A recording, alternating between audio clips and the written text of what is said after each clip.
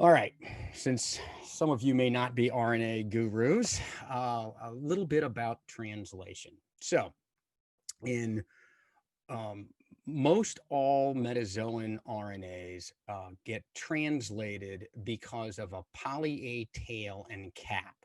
So, you just don't get a piece of messenger RNA, they have a cap and a tail, a large poly A tail. And the reason for that, we believe, is because this allows translation to be regulated. So what happens is the tail interacts with the cap and forms a circle, which allows the ribosomes, which load on the message and turn it into protein, to be readily available to reload as soon as they get finished translating one copy of the protein. So that's the way that essentially all metazoan messages work, but not all of them.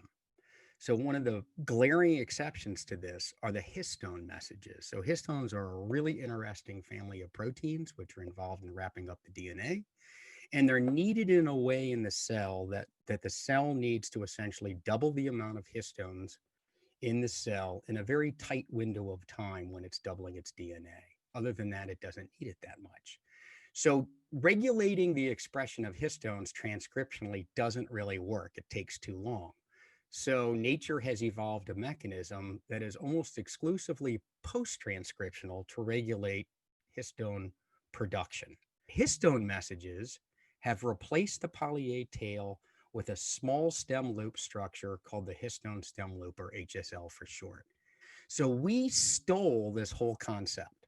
So we are hijacking this histone metabolism regulated mechanism, this post-transcriptional